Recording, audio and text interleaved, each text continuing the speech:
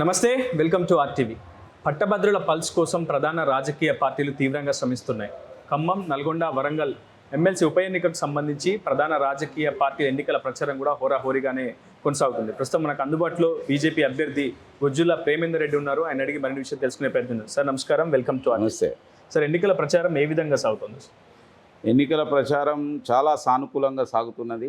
నేను ఇప్పటికే దాదాపుగా మనకు 11 జిల్లాలు ఉంటే 9 జిల్లా హెడ్ క్వార్టర్సు, 34 అసెంబ్లీ సెగ్మెంట్స్లో దాదాపు 20కి పైగా అసెంబ్లీ సెగ్మెంట్స్కు వెళ్ళడం జరిగింది. అదేవిధంగా నేను ఎక్కడికి వెళ్ళినా కూడా వాకర్స్లో, తర్వాత మిగతా యొక్క చిన్న యొక్క గ్యాదరింగ్స్, మేధావులు, పట్టభద్రులను నేను కలుసుకుంటున్నాను. ఎంతో సానుకూలమైన యొక్క స్పందన వాళ్ళ వైపు నుంచి వస్తున్నది. తప్పక గతంలో మేము ఎవరెవరికో ఓటేసాం, ఈసారి మీకు వేస్తాం, నరేంద్ర మోడీ గారి యొక్క నాయకత్వం ముందుకెళ్ళాలి కాబట్టి ఈసారి తప్పక మిమ్మల్ని ఇక్కడ గెలిపిస్తామని చెప్పి వారు ఆశీస్సులు అందజేస్తున్న యొక్క పరిస్థితి కనిపిస్తున్నది. అంటే దేశవ్యాప్తంగా రామ మందిర నిర్మాణం బీజేపీలో ఒక సరికొత్త జోష్ నింపింది. గత పార్లమెంట్ ఎన్నికల్లో కూడా ఒక మంచి వేవ్ను, కొన్ని కాన్సెప్ట్లు మీకు పూర్తి స్థాయిలో సానుకూలంగా మలిచాయని చెప్పుకోవచ్చు. కానీ ప్రస్తుతం జరుగుతున్నటువంటి ఎన్నిక పూర్తిగా విద్యావంతులకు, మేధావులకు సంబంధించి. సో మేధావులు మీ వైపు ఉండడానికి గల ప్రధాన కారణాలు ఏమై ఉండొచ్చు అంటారు? మేధావులు మా వైపు ఉండడానికి వల్ల ప్రధాన కారణం, ఇక్కడ 3 పార్టీలు ప్రధానంగా పోటీలో ఉన్నాయి. ఓకే. ఈ 3 పార్టీలలో కాంగ్రెస్ పార్టీ ఈ దేశాన్ని అతలాకుతలం చేసిన యొక్క పార్టీ. కాంగ్రెస్ పార్టీ విధానాలు కానీ, కాంగ్రెస్ పార్టీ చెప్పే మాటలు కానీ అవి గ్యారంటీలని, గ్యారంటీ మాటలు, గాలి మాటలు చెప్పారు. ఒక ఉదాహరణ తీసుకుంటే, వడ్లు రైతులు పండిస్తే ప్రతి క్వింటాల్కి 500 రూపాయలు బోనస్ ఇస్తానని చెప్పి అధికారంలోకి వచ్చిండ్రు. అయిన తర్వాత మాట మార్చి వాళ్ళ కేవలం సన్నవడ్లకు మాత్రమే ఇస్తామని చెప్పడం ఏదైతే ఉన్నదో, ఇది రైతులను దగా చేసిండ్రు, మోసం చేసిండ్రు, రైతులకు అన్యాయం చేస్తున్న యొక్క ప్రభుత్వం. ఒకవేళ కనుక వీళ్ళు ఆ విధంగా ప్రతి క్వింటాల్కి 500 ఇస్తే, ఒక ఎకరానికి 40 బస్తాలు పండిస్తే కనీసం 20,000 రూపాయలు ఒక్కొక్క రైతుకు వచ్చేది. ఇవాళ నువ్వు ఆ విధంగా ఎంతమంది రైతులకు మోసం చేసినావు? ఇటువంటి యొక్క కేవలం ఇది మచ్చుతునక మాత్రమే ఇటువంటి అనేక మాటలు మాట్లాడి వాళ్ళ తీర్చలేని పరిస్థితిలో ఉన్నారు. గత ప్రభుత్వం సైతం నిరుద్యోగ భృతి ఇస్తా అన్నది, ఇవ్వలేదు. తర్వాత ఉద్యోగాల భర్తీ చేస్తామన్నారు, చేయలేదు. గత ప్రభుత్వం 317 జీవో తీసుకొచ్చింది, ఆ జీవోను భార్యాభర్తలను వేరు చేసి అనేక రకాల అన్యాయం చేసింది. గత ప్రభుత్వం 46 జీవో తీసుకొచ్చింది, 46 జీవో. ఈ ప్రభుత్వం రద్దు చేస్తానని అసెంబ్లీలో సాక్షాత్తు ప్రకటించింది, కానీ ఏమీ ఇంతవరకు అది ఊసే లేదు. కాబట్టి ఇటువంటి దగా చేస్తున్న యొక్క కాంగ్రెస్ పార్టీ, కాంగ్రెస్ ప్రభుత్వం కానీ, మరొక వైపు ఈ యొక్క బీఆర్ఎస్, అసలు తెలంగాణ ఉద్యమం వచ్చిందే, బీఆర్ఎస్ ప్రభుత్వం వచ్చిందే నీళ్లు, నిధులు, నియామకాలు అనే విషయం పైన. నియామకాలు ఏవి? నిరుద్యోగులను మోసం చేసిండ్రు. మీరు చేసిన విధానాల కారణంగా సునీల్ నాయక్ లాంటి ఒక అనేక మంది నిరుద్యోగులు ఆత్మహత్య చేసుకున్నారు. కాబట్టి ఈ రెండింటి కారణంగా, అందుకోసమే భారతీయ జనతా పార్టీ లాంటి ఒక పార్టీ ఉంటే, ఏదైతే కేంద్రంలో ఉన్న యొక్క నరేంద్ర మోడీ నాయకత్వంలో అనేక విధాన నిర్ణయాల కారణంగా దేశవ్యాప్తంగా కూడా ఈరోజు మాట చెప్పడం కాదు, ఇవాళ ఉద్యోగ కల్పన అనేది నరేంద్ర మోడీ ప్రభుత్వంలో జరిగింది.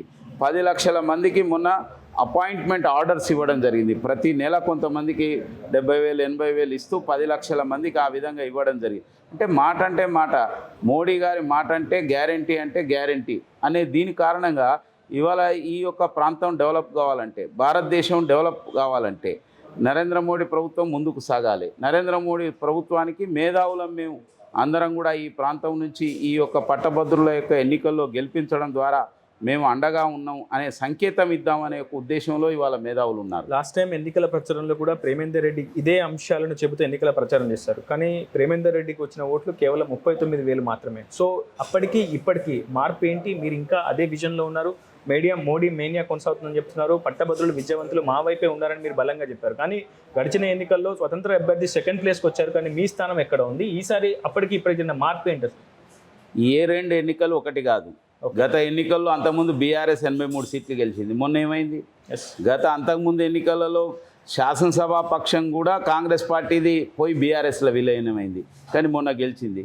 కాబట్టి ఏ 2 ఎన్నికలు ఒకటి కాదు.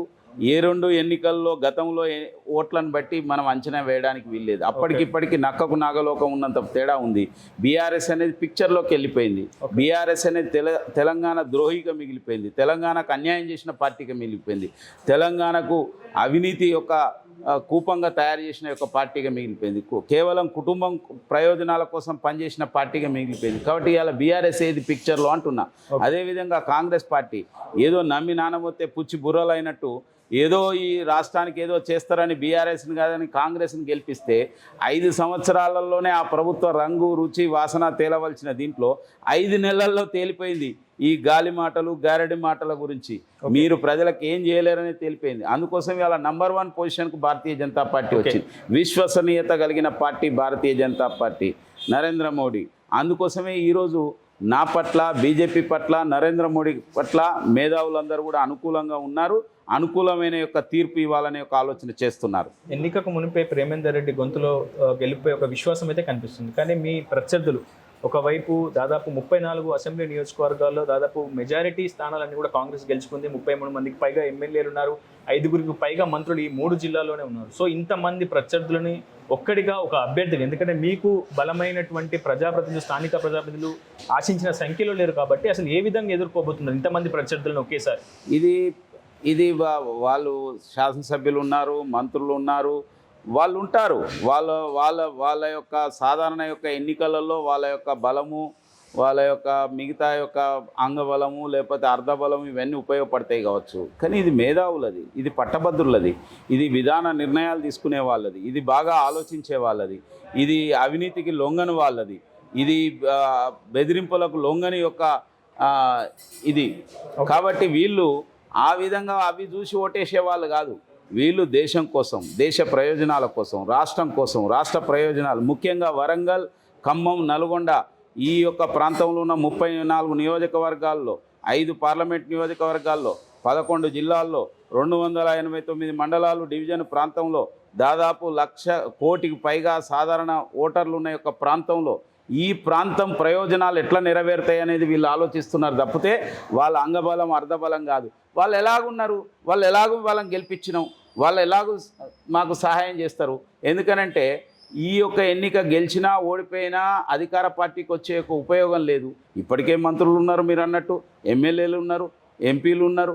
కాబట్టి వాళ్ళు ఎట్లాగున్నారు కదా, ఒక కొత్త సేవకుని భారతీయ జనతా పార్టీ నుంచి తీసుకుందాము, కొత్త సేవకుని తీసుకుంటే ఇంకా కేంద్రం నుంచి కూడా మనకు ఉపయోగం జరుగుతుంది అనే ఒక ఆలోచనతోని ఇవాళ పట్టభద్రులు ఉన్నారు.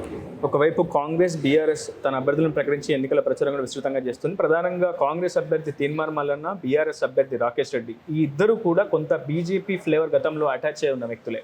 గతంలో తీన్మార్ మల్లన్న కష్టకాలంలో అరెస్ట్ అయి ఉన్న సమయంలో మీ పార్టీ గత అధ్యక్షుడు బండి సంజయ్ కావచ్చు, ధర్మపురి అరవింద్ లాంటి వాళ్ళు కేంద్ర హోంశాఖ మంత్రి అమిత్ షా దృష్టి కూడా తీసుకువెళ్లి తీన్మార్ మల్లన్నని అరెస్ట్ నుంచి బయటికి తీసుకొచ్చే ప్రయత్నం చేశారు, ఆయనను సేవ్ చేశారు. మరోవైపు రాకేష్ రెడ్డి విద్యార్థి పరిషత్ నేతగా పార్టీలో కీలకంగా ప్రయత్నం చేశారు, పోరాడారు, ఎన్నో ఉద్యమాల్లో ఆయన ప్రస్థానం కొనసాగింది.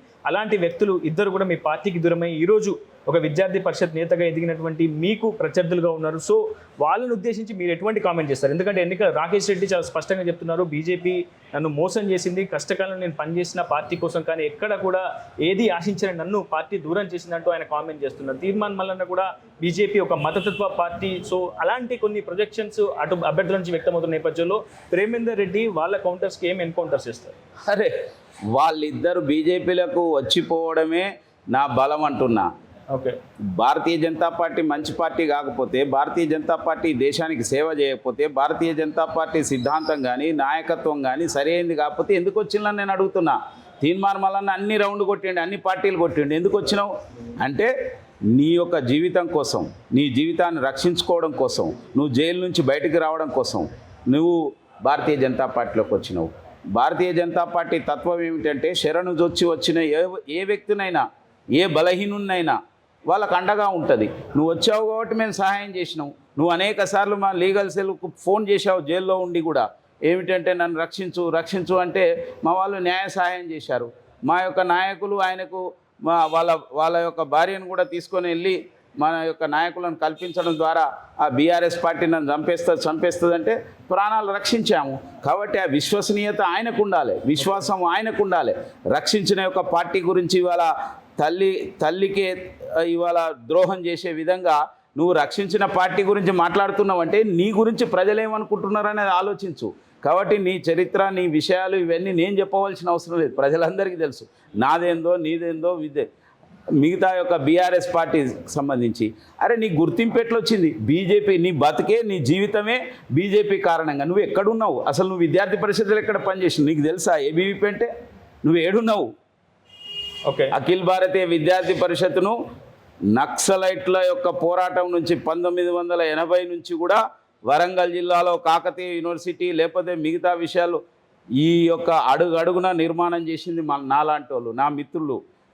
నా బలము బలగమే భారతీయ జనతా పార్టీ, అఖిల భారతీయ విద్యార్థి పరిషత్, రాష్ట్రీయ స్వయం సేవక్ సంఘ్. మేము ఈ యొక్క సిద్ధాంతం కోసం ప్రాణాలు అర్పించడానికైనా సిద్ధంగా ఉన్న వాళ్ళం. ఓకే, ప్రాణాలకు తెగించి పోరాటం చేసిన వాళ్ళం. నీలాంటి స్వార్థపరులు అనేక మంది వస్తూ ఉంటారు, పోతూ ఉంటారు. నీ కారణంగా ఇటువంటి సంస్థలు నడవాయి. ఈ యొక్క సిద్ధాంతం కోసం త్యాగం చేసే వాళ్ళ యొక్క పునాదులపైన నిర్మించబడ్డది. పదవుల కోసం ఆలోచించే వాళ్ళు కాదు. మేము ఎన్నడూ కూడా ఏ పదవి కోసం ఆలోచించలేదు. ఈ ప్రాంతం నడుచుకుంటూ తిరిగినాం. ఖమ్మం కానీ, నల్గొండ కానీ, వరంగల్ కానీ, ఈ మన కొత్తగూడెం ఏరియాలో కానీ నడుచుకుంటూ తిరిగినాం. ప్రాణాలకు తెగించి పనిచేసినాం. నాలాగా అనేక మంది కార్యకర్తలు ఉన్నారు. ఇవాళ ఒక కార్యకర్తకు న్యాయం జరగాలని వాళ్ళ భారతీయ జనతా పార్టీలో ఉన్న అనేక శ్రేణులు ఆలోచిస్తున్నాయి. కాబట్టి అది మా యొక్క ఇది. నువ్వు పదవి కోసం, పదవి యొక్క ఆలోచనతో కోసం పోయినోని, ద్రోహం చేసినోని పార్టీకి. నువ్వు భారతీయ జనతా పార్టీ గురించి మాట్లాడే నైతిక హక్కు లేదు నీకు. Yes, okay. రాజకీయాలు కొద్దిగా సేపు పక్కకు పెడితే ఖమ్మం, నల్గొండ, వరంగల్ ప్రాంతానికి సంబంధించి చాలా పెద్ద ఎత్తున ఇక్కడ నిరుద్యోగం అనేది ఉంది. ఇక్కడ నుంచి చాలా ఇతర మహానగరాలకు వలసలు కూడా ఇప్పటికీ సాగుతున్నాయి. సో ఇలాంటి అంశాలపై, నిరుద్యోగం అంశంపై కావచ్చు, ఇక్కడ నుంచి వలసలను అరికట్టడంలో రేపు మీరు ఒకవేళ గెలిస్తే ఎలాంటి స్ట్రాటజీ మీకుంది, ఎలాంటి విజన్ మీకుంది? ఇవాళ నిరుద్యోగ సమస్యను పరిష్కరించడంలో కాంగ్రెస్ పార్టీ ఫెయిల్ అయింది. ఓకే, బీఆర్ఎస్ పార్టీ ఫెయిల్ అయింది. అసలు ఈ ఎన్నిక ఎందుకు వచ్చింది? పల్లా రాజేశ్వర్ రెడ్డి ఆయన ఎంపీ కావాలనే, ఎమ్మెల్యే కావాలనే ఒక తొందరతోని ఎమ్మెల్యే పోటీ చేసి ఎమ్మెల్యే గెలిచి నువ్వు దీన్ని కేవలం తృణప్రాయంగా వదిలేసినావు. ఎందుకు వదిలేసినావు అని అడుగుతున్నా. అంటే పట్టభద్రులు అంటే అంత చులకననా? నిరుద్యోగులు అంటే చుట్టుకనా? ఉద్యోగులు అంటే అంత చులకననా? ఎంప్లాయీస్ అంటే ప్రైవేట్ ఎంప్లాయీస్, ఇందులో అనేక మంది ఎంఆర్ఓ, కలెక్టర్ లాంటి వాళ్ళు కూడా ఇందులో ఓటర్లు ఉన్నారు. ఐఏఎస్, ఐపీఎస్ ఆఫీసర్స్, ఎంతోమంది సీనియర్ ప్రొఫెసర్స్ ఓటర్స్ ఉన్నారు. వీళ్ళ ఓటు విషయంలో లెక్కలేదా? నువ్వు ఆ విధంగా ఎమ్మెల్యే పోటీ చేసినవైతే ఈ ఎమ్మెల్సీ ఎందుకు పోటీ చేసినావు అన్నాడు. అంటే స్టాండ్ బైగా ఉపయోగించుకున్నావు నీ రాజకీయ జీవితం కోసం. దీన్ని కేవలం ఏదో విధంగా మెట్లెక్కడానికి ఉపయోగించుకున్నావు. కాబట్టే బీఆర్ఎస్ పార్టీ కానీ, పల్లా రాజేశ్వర్ రెడ్డి కానీ ఎమ్మెల్సీ ఎన్నికల్లో ఓటు అడిగే హక్కే లేదు. అవమానపరిచినావు నిరుద్యోగులను. కాబట్టి అది నీ చరిత్ర. నువ్వు చెప్పే యొక్క విషయంలో నువ్వు మాట్లాడే రైట్ ఎక్కడ ఉన్నది అంటున్నా. ఓకే, తర్వాత నిరుద్యోగులను మోసం చేసిన పార్టీ బీఆర్ఎస్. అందుకోసమే అందుకోసమే ఈ పరిస్థితికి వచ్చింది మీ పార్టీకి. అదేవిధంగా కాంగ్రెస్ పార్టీ పరిస్థితి కూడా అంతే. కాంగ్రెస్ పార్టీ ఇన్ని సంవత్సరాల నుంచి నిరుద్యోగ సమస్యను ఎక్కడ పరిష్కరించినవంటున్నా. నీ కారణంగానే 1200 మంది తెలంగాణ బిడ్డలు ఆత్మార్పణ చేయవలసి వచ్చింది. ఇన్ని సంవత్సరాల చరిత్రలో 50-60 సంవత్సరాలు రాష్ట్రంలో, కేంద్రంలో నువ్వు పరిపాలన చేసినావు. మళ్ళీ ఇప్పటి వరకు కూడా నిరుద్యోగ సమస్య ఎట్లా కొనసాగుతున్నది? కానీ ఇవాళ భారతీయ జనతా పార్టీ, నరేంద్ర మోడీ ప్రభుత్వం 10 సంవత్సరాల్లోనే 25 కోట్ల మందిని పేదరికం నుంచి బయటపడేసిన ప్రభుత్వం నరేంద్ర మోడీ ప్రభుత్వం. స్కిల్ ఇండియా అని పెట్టి ఏదైతే నేను చెప్పాను, స్వనిధి యోజన కానీ, అదేవిధంగా మన యొక్క ముద్రా యోజన కానీ, అదేవిధంగా మన యొక్క ఈ యొక్క విశ్వకర్మ యోజన కానీ, తర్వాత ప్రధానమంత్రి ఎంప్లాయ్మెంట్ జనరేషన్ ప్రోగ్రామ్, దీన్ని తీసుకొని ఇవాళ అనేక మందికి, వేలాది లక్షలాది మందికి ఉపాధి కల్పించే ప్రయత్నాన్ని నరేంద్ర మోడీ ప్రభుత్వం చేస్తుంది. ఉద్యోగ కల్పన కోసం ప్రయత్నం చేస్తుంది. 11వ స్థానంలో ఉన్న యొక్క దేశ ఎకానమీని 5వ స్థానానికి, ప్రపంచంలో అత్యంత వేగంగా అభివృద్ధి చెందుతున్న యొక్క ఆర్థిక వ్యవస్థల్లో భారతదేశం 5వ స్థానానికి తీసుకొచ్చిన యొక్క ఘనత నరేంద్ర మోడీ ప్రభుత్వం ఉంది. ఎకానమీ డెవలప్ అవుతున్నదంటే, జీడిపి డెవలప్ అవుతున్నదంటే దాని యొక్క ప్రభావం దేశవ్యాప్తంగా ఉంటుంది. దాని ప్రభావం ఉద్యోగ కల్పనలో ఉంటుంది, ఉద్యోగాల కల్పనలో ఉంటుంది, ఉపాధి కల్పనలో ఉంటుంది. కాబట్టి ఇవాళ ఈ నిరుద్యోగతను నిజంగా రూపుమాపాలంటే, దీన్ని తగ్గించాలంటే, దీనికి పరిష్కారం చూపెట్టాలంటే అది నరేంద్ర మోడీ ప్రభుత్వం వల్ల మాత్రమే అవుతుంది. నేను నరేంద్ర మోడీ యొక్క నాయకత్వంలో పనిచేస్తున్న పార్టీ ప్రతినిధి కాబట్టి నాతోనే అవుతుందని చెప్పి నేను ఈ సందర్భంగా మనవి చేస్తున్నాను. ఫైనల్గా ప్రేమేందర్ రెడ్డి గారు, మీరు ఆషామాషి వ్యక్తి కాదు, కేవలం ఖమ్మం, నల్గొండ, వరంగల్ ఉప ఎన్నిక అభ్యర్థి కాదు, బీజేపీ రాష్ట్ర ప్రధాన కార్యదర్శి. సో ఒక అత్యున్నతమైనటువంటి హోదాలో ఉన్నటువంటి వ్యక్తిగా మీరు నేరుగా విద్యావంతుల ఓట్లను ప్రస్తుతం అభ్యర్థిస్తున్నారు. కేవలం ఎన్నికల ప్రచారమే చేస్తున్నారా? ఏదైనా యుక్తులు కుయుక్తులు కూడా పన్నుతున్నారా? ఇతర పార్టీలలో అంతర్గత చిచ్చు పెట్టే ప్రయత్నం అని చేస్తున్నారు ప్రేమేందర్ రెడ్డి? ఈ యుక్తులు కుయుక్తులు పన్నే పార్టీ భారతీయ జనతా పార్టీ కాదు, నేను కాదు. మిగతా వాళ్ళు పోయినసారి 100 కోట్లు ఖర్చు పెట్టి గెలిచిన వ్యక్తి ఈ యొక్క పల్లా రాజేశ్వర్ రెడ్డి. ఆయన నేను చెప్పిన కదా, ఆయన రాజకీయ జీవితం అసలు ఈ యొక్క మొత్తం మేధావులను పట్టభద్రులను అవమానపరిచి ఆయన 3 ఏళ్ల తర్వాత దీన్ని రాజీనామా చేసిపోయిన వ్యక్తి కాబట్టి వాళ్ళకు తెలుసు అది. లేదంటే కాంగ్రెస్ పార్టీకి తెలుసు.